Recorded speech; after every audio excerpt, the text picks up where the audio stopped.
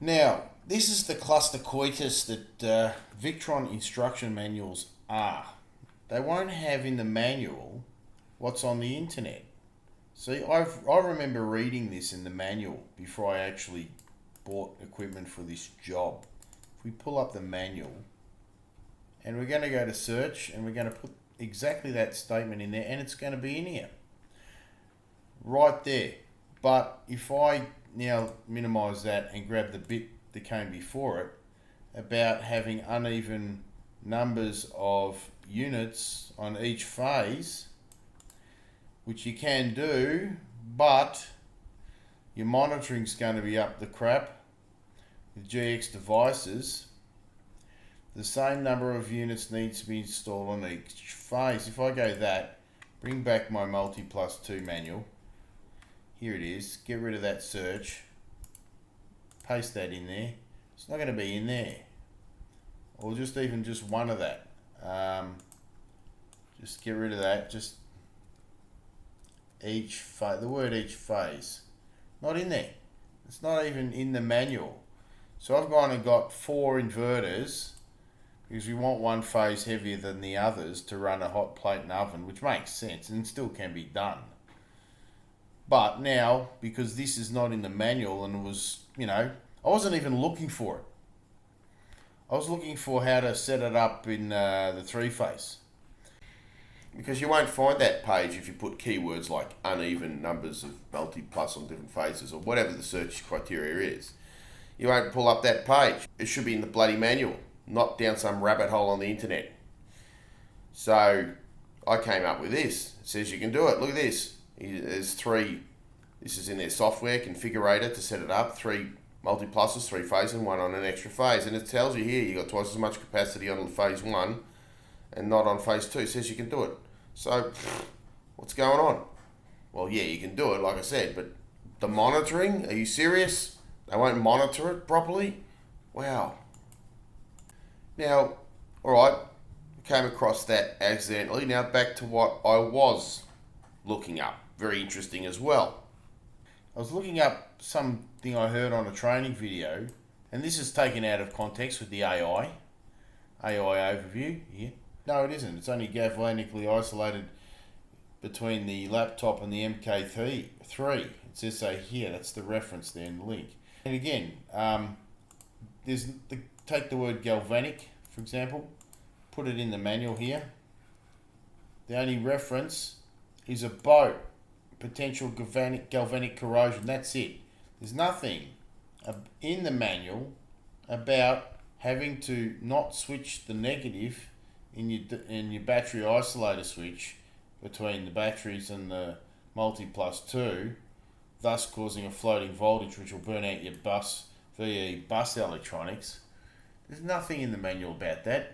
And this mob on the course, there was in this one here, 3-phase and parallel system theory. This video here, they're going, oh, don't switch the negative. Here it is. It's saying don't switch the negative, just switch the positive, or not at all. What the hell is this? Hold on. What? This is okay to switch the negative here. Oh, right. The negative, you need one big isolator from all multis. It's between multis. So between multis you can't switch. So this is only for 3-phase. Why? That's the most bizarre thing I've ever seen. So this is okay down here. Righto. So that's the way that is. That's very, very interesting. You've got to have all the negatives connected. Oh, great. It also says here, floating battery systems in Australian standards for hybrid systems, which is what this is.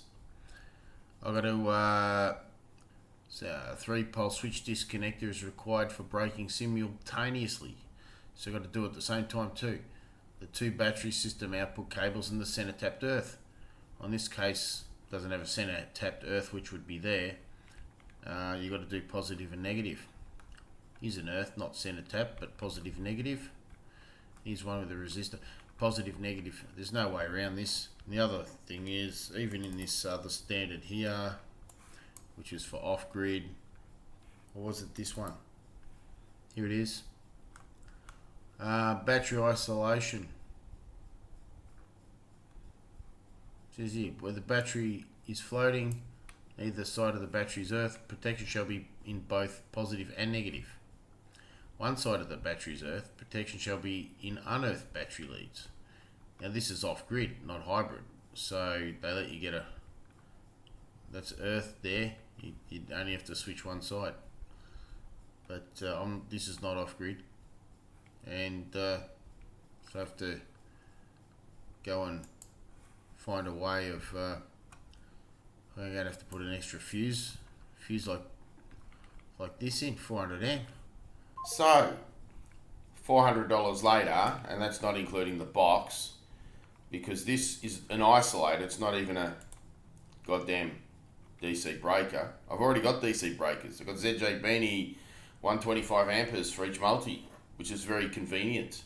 It means you don't have to try and fit 50 fucking cables on these terminals. That's why I'm looking at this 4-pole, just so I've got 450s to go in one side, and well, obviously maybe 295s out the other end.